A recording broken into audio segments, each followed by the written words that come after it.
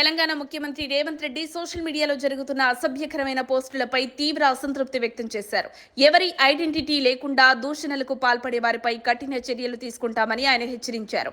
Assembly వేదికగా జరిగిన చర్చలో ఇటీవల జర్నలిస్టుల అరెస్టుల అంశాన్ని పరోక్షంగా ప్రస్తావిస్తూ జర్నలిస్టులు ఎవరు, నాన్ జర్నలిస్టులు ఎవరు అనే విషయంపై స్పష్టత ఇవ్వాల్సిందిగా మీడియా సంఘాలను కోరారు. అసెంబ్లీలో గవర్నర్ ప్రసంగానికి ధన్యవాదాలు తెలుపుతూ జరిగిన సుదీర్ఘ ప్రసంగంలో ముఖ్యంగా సోషల్ మీడియాలో వ్యక్తిగత దూషణలు, మహిళలను లక్ష్యంగా చేసుకుని పెట్టే అసభ్య పోస్టులపై సీఎం ఆగ్రహం వ్యక్తం చేశారు. కుటుంబ సభ్యులు మహిళలపై అవాంఛనీయ వ్యాఖ్యలు చేయడం అనాగరికమని పేర్కొన్నారు. ప్రజా జీవితంలో ఉన్న కారణంగా ఓపికగా ఉన్నానని, అయితే హద్దులు దాటితే సహించబోమని ఆయన స్పష్టం చేశారు. తన తల్లి చెల్లిని కించపరిచే పోస్టులు వస్తే ఖచ్చితంగా చర్యలు తీసుకుంటామని రేవంత్ హెచ్చరించారు.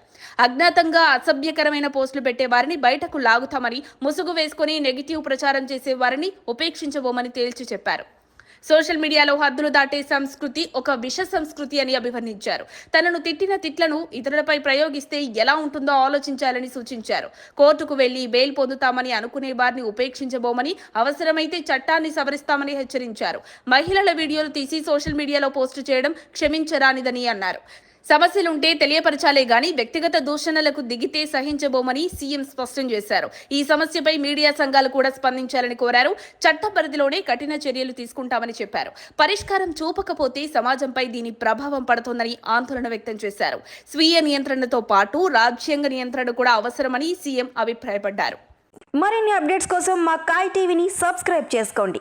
మా వీడియో కనుక మీకు నచ్చినట్లయితే లైక్ చేయండి, షేర్ చేయండి. మీ విలువైన అభిప్రాయాలను కామెంట్ బాక్స్లో తెలియజేయండి.